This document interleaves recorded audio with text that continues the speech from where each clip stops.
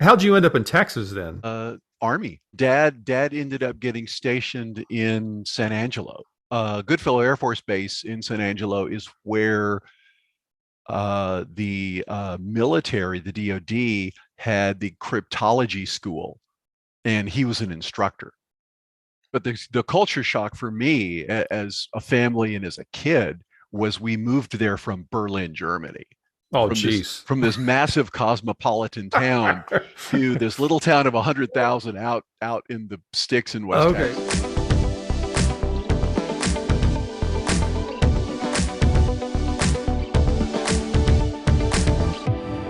All right. Well, joining me today is Paul Laura, and and I have been chit chatting, reminiscing about our days and learning a little bit about that. Paul and I worked together back in the early '90s at KCEN TV, and you anchored, you reported, you did a little bit of everything when we were there together.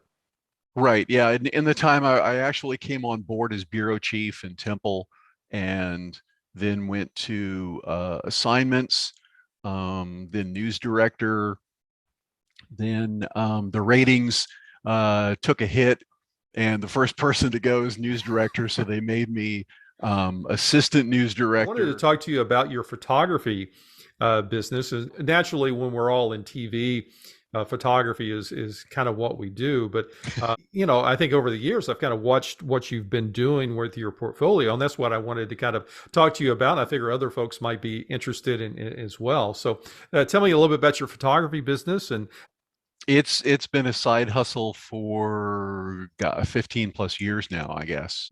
I shoot pretty much everything except weddings. They give me the hives. But the journalistic end of photography, I guess photojournalism is closely aligned with events photography, Mhm. because for a major event, I'm just a fly on a wall, and I mean, I will happily shoot the grip and grin that somebody requests of me, but I really see myself as just, you know, Mr. Fly on the Wall grabbing, moments. And nothing is more pleasing to me than seeing an interaction between people and seeing that something's about to happen. And so there I am waiting for that moment, for the hug, for the laugh, for the whatever, and then grab it. Um, because for major events, nobody can see everything or be everywhere, including the photographer. well, so tell me about how the clients come to you. It looks like look, you have a wide variety, but you do a lot of just individual type. Yeah, one of my hobbies, one of my real loves, ended up being fashion photography and glamour photography. In college, I was a theater major with an emphasis on lighting design. So I've always, as a photographer, I've always seen the light. I've always tried to focus on the light and the angles. And so then when I had a studio with my own set of strobes, um, I just went nuts. It was it was an amazing experience, being able to have, you know, an empty studio, with windows or not. But typically I would, create my own light with all my portraits. And so I would, as somebody brand new in the business, I would reach out to brand new models. On there's a the worldwide website called Model Mayhem, and I could, search by zip code and find somebody in the neighborhood and say, hey, let's shoot together. Trade for pictures. TFP Hmm. was Hmm. the parlance. Um, and I would say, come to the studio for a couple of hours. And before she did, we would, talk about some ideas. Maybe I'd send her some sample images, or she would send them to me, and then I would get an idea of the angle, the light, the drama, whatever. Hmm. And I'd reach out and maybe get a stylist, maybe get a wardrobe or a makeup artist to join us. Um, and it turned out to be a pretty amazing experience. I mean, you keep doing that, and after a while, I had hundreds and hundreds of portfolios that I helped work on. Yeah, so at Um, some point, I guess some of these, this does start turning into a paid gig, I guess, right? yeah, certainly. Yeah. That's the end goal My is my that. wife was patiently waiting for that part. Well, you do. I think anybody starting out on whatever skill set, I mean, they got to build a skill set, but it at some point, how do you make some money off this? Well, how do the clients? So now you've been in this, I guess, seriously 15 years. You said. So how do the clients come to you now? A lot of it's organic, through referrals from my past clients, which is, gold as far as marketing is concerned, to have somebody say, oh, well, you need Paul for this. Um, and through my website, um, I honestly don't do a ton of marketing, um, because I have a day job. Hmm. And so I'm kind of conscious about, I don't want to reach out and tell somebody, oh, yes, I can do this. But it can't be this day because, I'm out covering a story today. You talked about your theater major, and you picked up some, I guess, lighting and set directing skills, which I see in some of your pictures. So, but what other skill craft? Talk about some of your other skill craft that you've kind of picked up over the years. What you've kind of learned. If you had to talk to your younger self, 15, 20 years ago, what would you tell Paul? Here's some things you need to be doing. The more I shot, the more I realized that the little details matter a whole lot. Yes, there is the we'll fix it in post, but and in of course in photojournalism there is no thing to fix in post, right? It's either the Mhm. image, the moment, or it's not. But when I'm shooting commercially, um, it I've learned, take the time, check everything out, look at the smallest details, and if it's a fashion shot, you know are there any wild hairs floating around? Is the necklace perfectly aligned? All those little things that you get right before you take the shot. Um, for product photography, which I've done a considerable amount of, is how is the light and how is the background. But for photojournalism, I've always thought about, circle your subject and find something in the background that's going to reinforce this story. Is Mhm. it a sign? Is it a distinct location? Um, you know, because two people laughing is kind of cool, but you need a foreground or a background element in that moment to help give it a place. So, what do you like about that particular image? What was going on with that particular image? That So was it by accident, or was it? I was assigned to go to Manassas and cover the town's annual railway festival, and I saw this kid that was just totally enraptured with the moment, and there was a large layout that he was watching, and he was up close to the table and waiting for the train to come around the corner. And the thing the tiny detail that I noticed was he was holding a little Thomas the Tank Engine in his Mhm. hand as he was looking off for the train to come. And so I had a 200 millimeter and backed off enough to where he wasn't noticing me, Right. and waited for the train to arrive and grabbed that photo.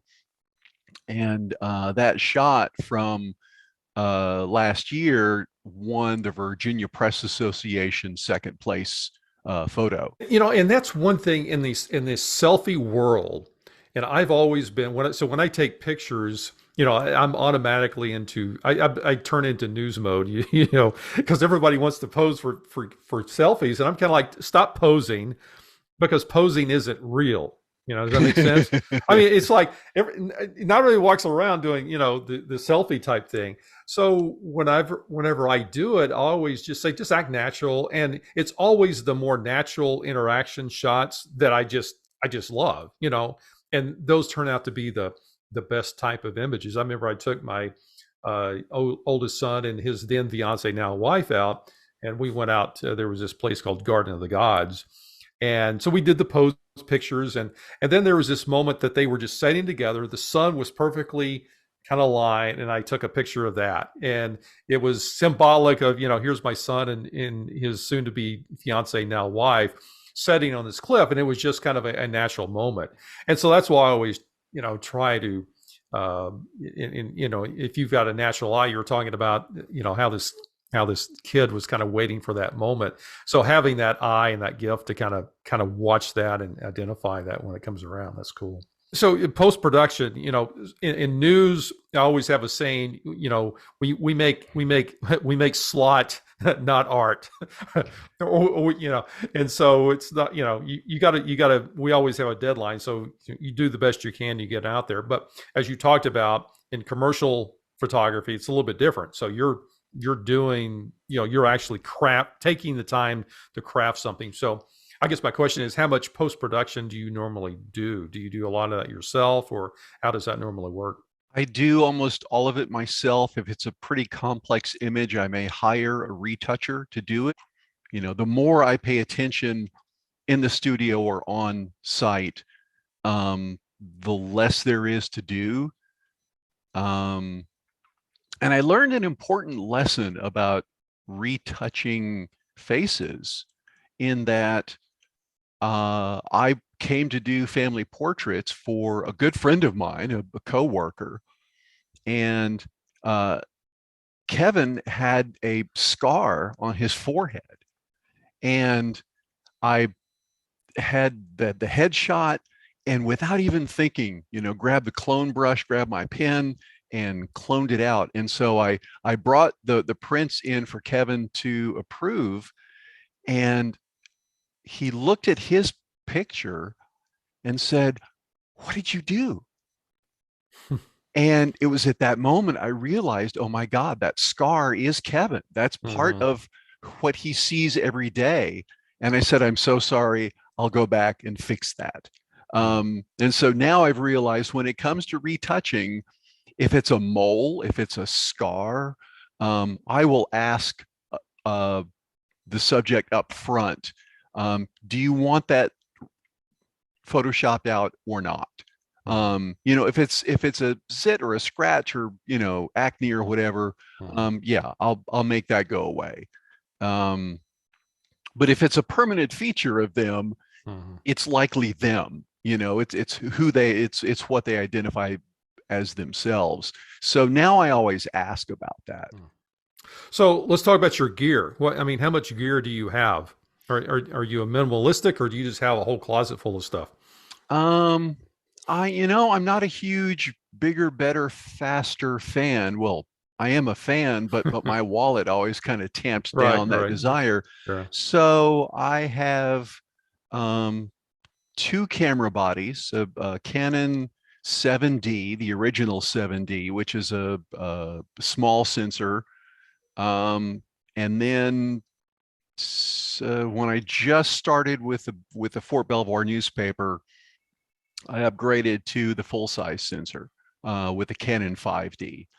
And the Canon 5D and the Canon 2470 f2.8 lens, that's my walk around lens. That thing is just, it's versatile, it's stunning in its detail, from wide angle to zoom out. Um, is incredible. And then I also have, especially for portraits, Canon 70 to 200 f2.8. So they cover a lot. I also have a Sigma 10 to 20 millimeter, an ultra wide angle lens, Mm-hmm. which can be fun for really dramatic angles. But I tend not to use that for my photojournalism because anything around the edge starts to look kind of strange. Um, and so that's it. And occasionally my phone, um, because with when people see you pointing a 200 millimeter at them, they'll sit up straight, they'll smile, they'll Yeah. present their good side. Yeah. But if somebody's holding a phone, they don't even care because everybody does that. Yeah, that's one thing I've found, and we're in TV news. We still use the regular. Well, they're not big cameras now, but they're Yeah, they're not the camcorders anyway. yeah, Yeah, camcorders, if you will. But that's why I've told reporters and even myself, if when you pull out a phone, people tend to act kind of natural and anything else. When you point a camera at them, they're kind of like they kind of freak out. So like, oh, what are yep. you doing? But if you point you just have a regular phone up, nobody reacts. It's part of the environment. And as I said, the iPhones now, I know a lot of stories I shoot is shot on iPhones, and it works great. It's not great from if you're trying to shoot something from from a far distance. You need you need a little bit better lens, a little bit better camera. But it's all a tool. It depends on what kind of what you're in. For Uh, me, yeah, for me, a great combo is my iPhone and a lavalier, mhm. and a lavalier that I can plug into the Yeah. phone and get clean noise-free audio. And for interviews, you can get some pretty amazing stuff. That so it shows better in on the paper. If it's printed on Yeah, paper, yeah, is it? Yeah, yeah. Okay. right. Now, if you're shooting for web, then the iPhone's perfect, Yeah, yeah. or even video, because I mean, my gosh, even my little pocket camera now does Yeah. 4K, which is really Well, and impressive. I notice a lot more people are using GoPros. I mean, GoPro's now 4K, and even though you can't really necessarily zoom in on it, you've got that really good image, and you can in post you can go in there and zoom in on it, and you can come up with a multicam shoot with just one solid shot. So it's kind of amazing. 4K has really kind of transformed the way that you can you know can do And that. for me, the big win for GoPro is the built-in stabilization. Mhm. I mean, there is no more shaky monkey cam stuff. Right. If you ask GoPro to do it, it will just be as if it's on a tripod. I, Yeah. I actually do have another camera that I almost didn't mention, which is my Phantom 4 Pro, Okay. which is a 4K video, and it's also I think 18, 20 megapixel drone. And the thing that I love so much about it is that there are times when, like, if I'm doing, shooting a group of 20 or 30 people, um, I can, bring a 12-foot ladder and then climb precariously up on that ladder and try to get a shot of them. Or I can say, give me 5 minutes and put the props on my drone and send the drone up 20 feet Hmm. Okay. and then get a nice angle. So I mean, I like, and So it's a, using drone for still photography and that. yeah, Yeah. Okay. yeah. And a lot of times it's still photography that just needs a little more height. Like Hmm. if I want to shoot over a barbed wire fence, um, of a location, um, sometimes my arms just aren't tall enough. Right. Right. But the drone can do that. Unfortunately, I live in a real hostile area to that. Hmm. Um, I am next door to Washington D.C. and 6 miles away from Fort Davison Army Airfield, where they have a lot of helicopters. Yeah, I was going to Um, say, and for those who fly drones, there are regulations you're supposed to be following. And for those of us in the media, in fact, my license is lapsed, but I had to go through drone school to get my license. Part And 103. yeah, That's yeah, right. Part 103, you have to go through it. And I think you have to take it every 2 years. So I haven't taken it to redo it. So I can't.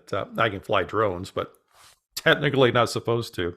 But yeah, and drones has really changed. Has been a game changer in the way that we cover news events, and so it's interesting to hear that you're on how you're using it in your still photography business. That's The one thing that blows me away is, as I mentioned, we live right next to the Occoquan River here, and there's some rapids, which for a Texas boy is pretty exciting in and of itself.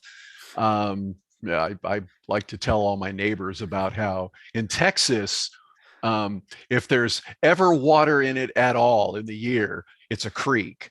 yeah. And if there's water in it on a somewhat regular basis, that's a river. Um, I'm trying to think. I don't even think there's rapids around. You can't even go to the Rio Grande, I don't think, and find rapids. So well, unless, these are quite small. You could yeah, probably kayak yeah. upstream with these rapids. But the thing that blows me away is the gimbal on that drone is so steady that I've been in a hover and taken a 5-second photo, and the rocks are tack sharp, and Huh. the water, of course, is now all creamy and silky.